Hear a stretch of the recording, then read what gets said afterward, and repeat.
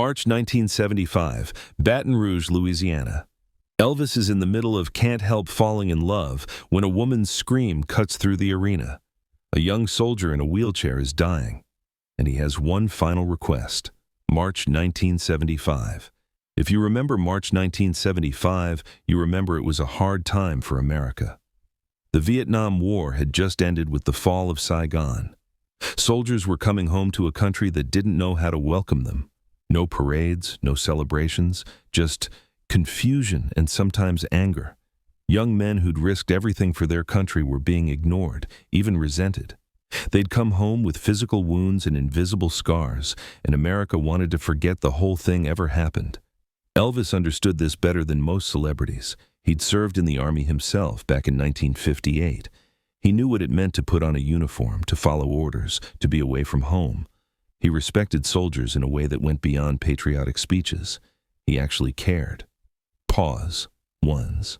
In March 1975, Elvis was in the middle of a grueling tour schedule. Show after show, city after city. His health was deteriorating. He was struggling with prescription drug dependency. His weight fluctuated. Some nights he could barely get through a performance. But on March 18, 1975, in Baton Rouge, Louisiana, Elvis walked on stage at the LSU Assembly Center determined to give the audience everything he had. The arena was packed, over 12,000 people. The energy was electric. Elvis opened with C.C. Rider, moved into I Got a Woman, worked the crowd like only he could. Despite his struggles, when that spotlight hit him, something magical still happened. He was still Elvis. The soldier in the crowd. In the fourth row, close to the stage, sat a young man named Michael Patterson.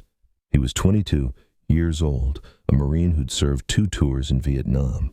He'd been home for 6 months, but he wasn't really home, not in any way that mattered. Michael had been wounded badly in his second tour. Shrapnel from a grenade had torn through his abdomen and spine. The doctors at the VA hospital had done what they could, but the prognosis was grim.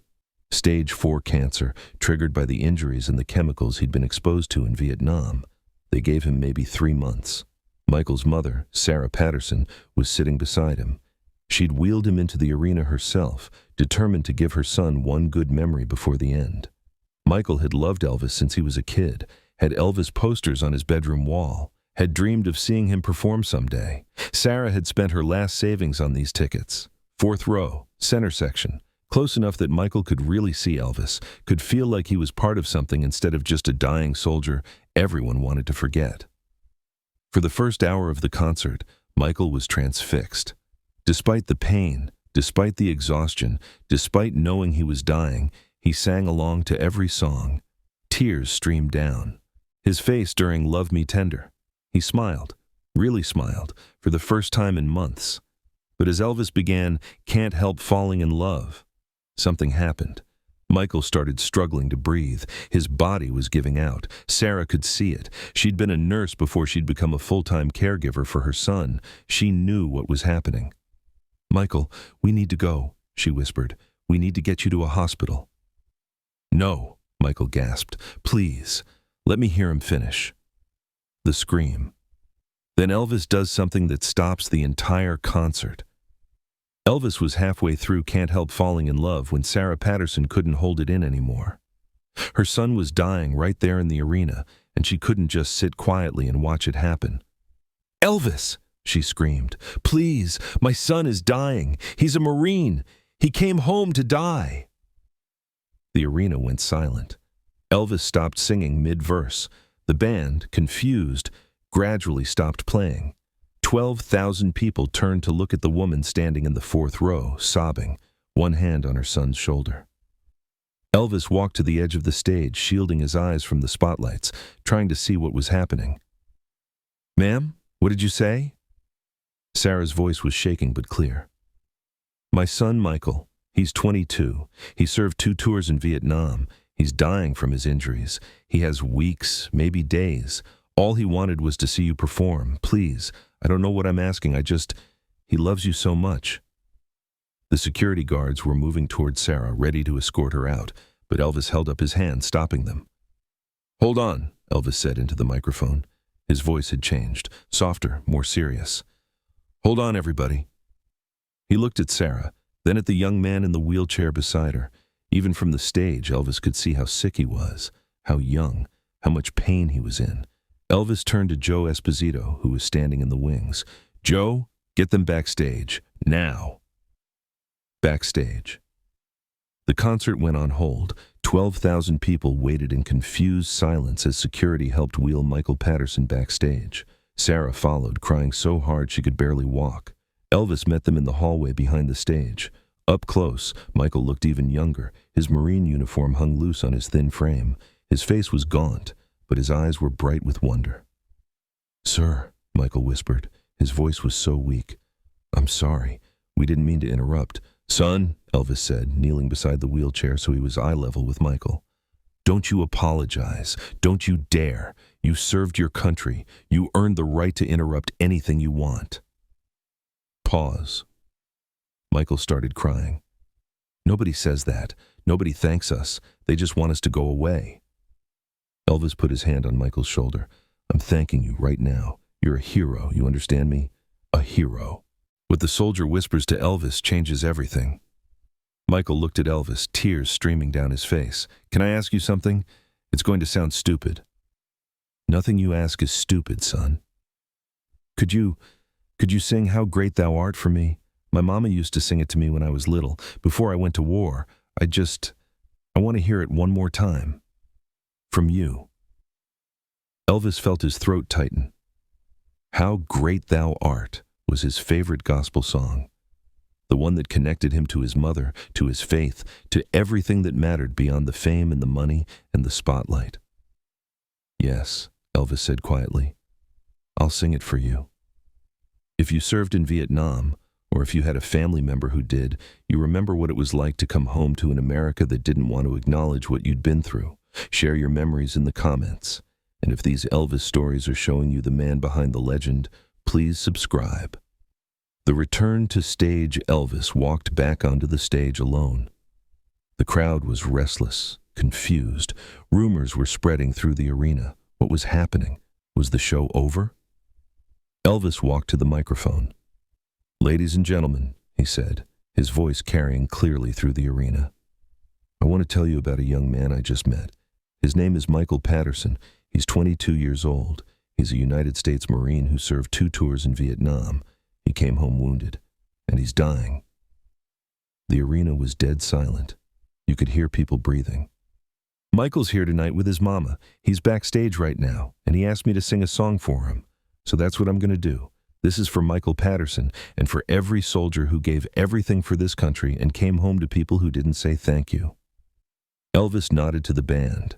They started the opening notes of How Great Thou Art.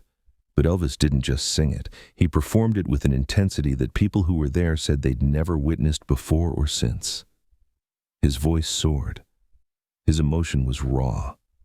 He wasn't performing for the 12,000 people in the arena. He was singing for one dying Marine backstage who just wanted to hear his favorite song one more time. Backstage, Michael listened through the speakers. Sarah held his hand, watching her son's face as Elvis's voice washed over them. Michael was smiling through his tears. For just a few minutes, he wasn't dying. He wasn't in pain. He was just a kid listening to his hero sing his favorite song. When Elvis finished, the arena erupted in applause. But Elvis wasn't done. "Michael," Elvis said into the microphone, "I know you're listening. Thank you for your service. Thank you for your sacrifice. This country owes you more than it can ever repay." The gift. After the concert, Elvis spent another hour with Michael and Sarah. He gave Michael his scarf from the performance. He signed. Photographs. He listened to Michael talk about Vietnam, about the friends he'd lost, about the guilt of coming home when so many hadn't. "It's not fair," Michael said at one point. "They died over there. I'm dying over here. What was it all for?"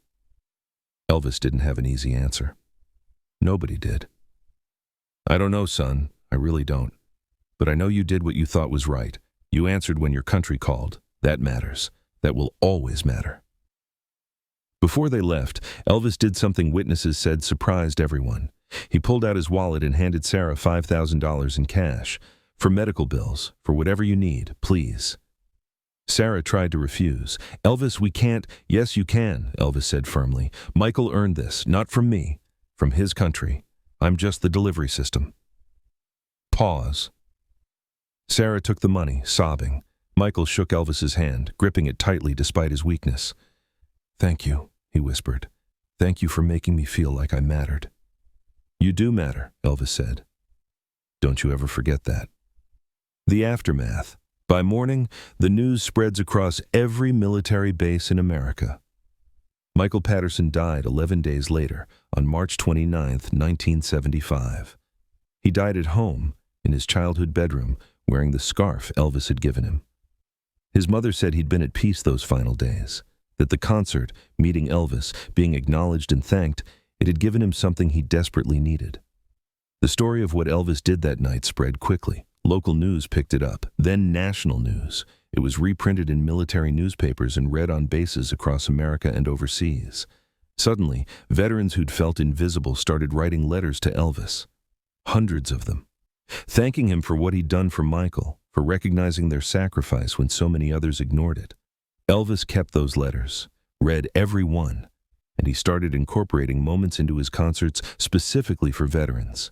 He'd ask if there were any service members in the audience, and if there were, he'd thank them publicly. He'd dedicate songs to them. He made it part of his mission. And decades later, that soldier's family reveals what really happened that night. Sarah's letter. In 2005, 30 years after Michael's death, Sarah Patterson was interviewed for a documentary about Elvis. She was 78 years old by then, but she remembered that night in Baton Rouge like it was yesterday. "People ask me all the time what Elvis was really like," Sarah said in the interview. "They want to know if he was as good as the legend. Was he as kind as people said?" She paused, collecting herself. "I can tell you this.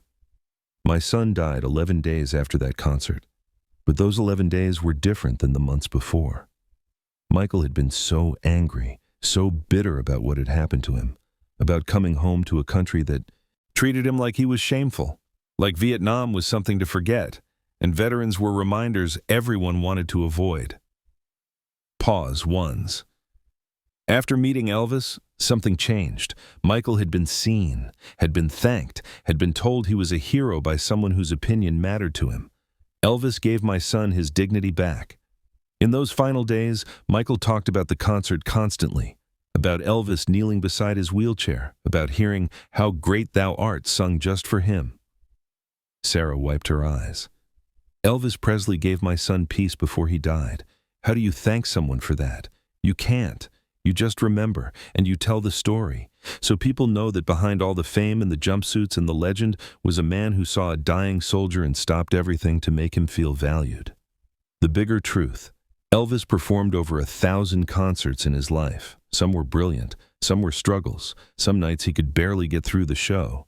But the concert in Baton Rouge on March 18, 1975, stands out because it shows what Elvis understood that many celebrities didn't. Fame is a gift, and with that gift comes responsibility. He could have ignored Sarah's scream. Security was already moving to remove her. The show could have continued. Most of the audience would never have known. Elvis could have finished "Can't Help Falling in Love," taken his bows, gone home. But he stopped. He brought a dying Marine backstage. He sang his favorite gospel song with every ounce of emotion he had. He gave money. He gave time. He gave dignity to a young man who'd risked everything and received nothing but silence in return. That's the Elvis story that doesn't get told enough. Not the hip-shaking rebel, not the Vegas showman, not the movie star. The man who stopped a concert for a dying soldier because it was the right thing to do. On March 18, 1975, Elvis Presley could have ignored one mother's desperate plea. Instead, he showed 12,000 people what real patriotism looks like. Not flag-waving and speeches, but stopping to thank a young man who'd given everything and received nothing in return. If this story moved you, share it. Share it with veterans. Share it with anyone who thinks celebrities today are the first ones to use their platforms for good. Elvis was doing it decades ago, quietly, without asking for credit. Subscribe for more untold Elvis stories that prove he was so much more than the legend. He was a man who understood pain, who remembered what it felt like to be overlooked, and who used his fame to lift up people nobody else was seeing. And if you know a veteran, thank them. Not just today, but every day. Elvis would want you to. Thank you for watching.